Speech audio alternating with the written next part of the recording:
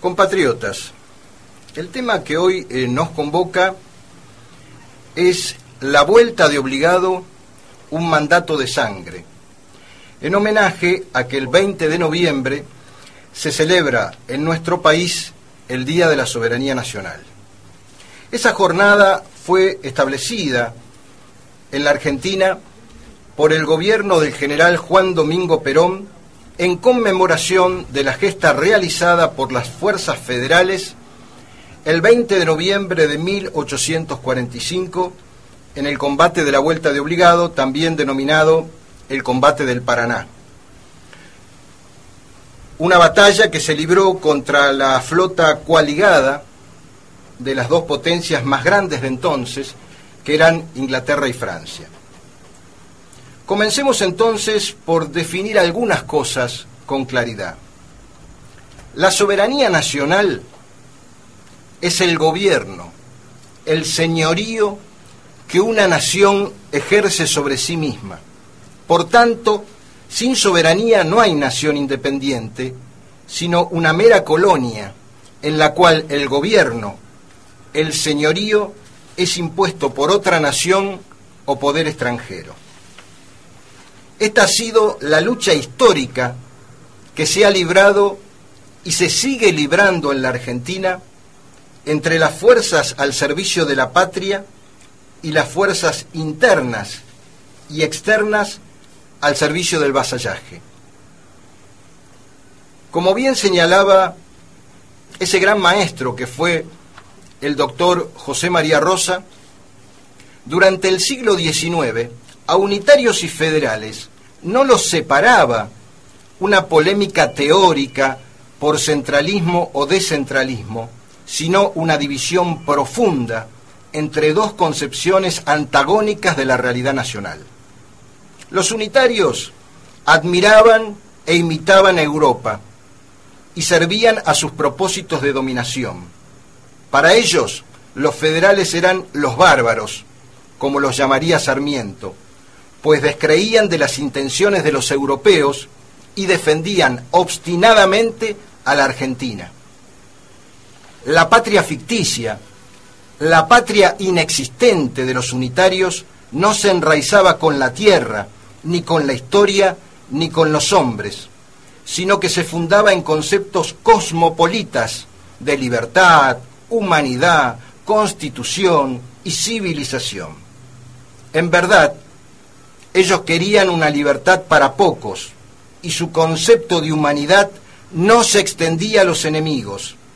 Aspiraban a una constitución destinada, por supuesto, a no regir nunca en los hechos, y su idea de lo civilizado se identificaba con la civilización foránea. Por tanto, ellos no solo no creían en la soberanía nacional, sino que se subordinaban sin pudor al dominio extranjero. Se sentían a gusto con la visión de una Argentina reducida a colonia. Por supuesto que ambas líneas antagónicas siguieron a lo largo de la historia y persisten aún en nuestros días con sucesivos y distintos nombres, pero la esencia del combate es el mismo: el enfrentamiento absoluto, inconciliable, entre los defensores de la patria y los personeros de la antipatria. Pero volviendo al siglo XIX, después de la caída de Napoleón Bonaparte en Waterloo, los gobiernos victoriosos se reunieron en el Congreso de Viena para reformular el mapa político de Europa y del mundo. Fíjense, una manía típica de los imperialismos que vemos que es recurrente, porque es lo mismo que hicieron después de la Segunda Guerra Mundial los norteamericanos, los soviéticos y los ingleses en Yalta y en Potsdam. Lo cierto es que uno de los tratados que se concretó en el Congreso de Viena fue el que proclamaba, por supuesto para beneficio comercial de las potencias, el principio de la libre navegación de las vías fluviales, que primero aplicaron para Europa y luego extendieron o impusieron para todos los continentes. Hacia mitad del siglo XIX, Estados Unidos, Francia e Inglaterra se encontraban en plena expansión comercial y territorial en distintas regiones del planeta. Estados Unidos intervino en México, anexó parte de su territorio, por lo que Inglaterra decidió que allí no iba a haber un choque de intereses y entonces se concentró en el sur, dirigiendo sus objetivos, su mirada colonialista hacia la Confederación Argentina. Palmerston, el ministro de Relaciones inglés, en realidad había sido el primero en ver la posibilidad de un monopolio de buques ingleses a vapor en el Río de la Plata, y la invocación de la libre navegación de los ríos fue la excusa ideal que encontró el gobierno británico para hacer lo mismo que hizo durante la guerra del opio en China, aplicándolo ahora en Sudamérica. Bloqueo del litoral, ocupación de los ríos, tratados de comercio en beneficio exclusivo de la corona.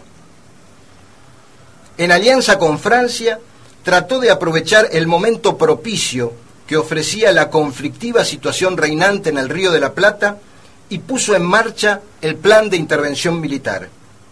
Pero el problema que tuvieron los ingleses y los franceses fue que aquí, a partir de 1835, gobernaba el brigadier general don Juan Manuel de Rosas, y las cosas resultaron finalmente muy distintas de como los piratas y sus aliados habían imaginado.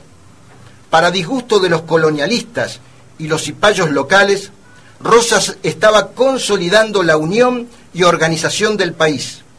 En su segunda gobernación había empezado a independizar comercialmente a la región, promulgando la ley de aduanas, expropiando el Banco Nacional, prohibiendo la exportación de metales e imponiendo fuertes aranceles a la navegación de buques extranjeros en todos los ríos interiores, con el objetivo de proteger las nacientes industrias locales.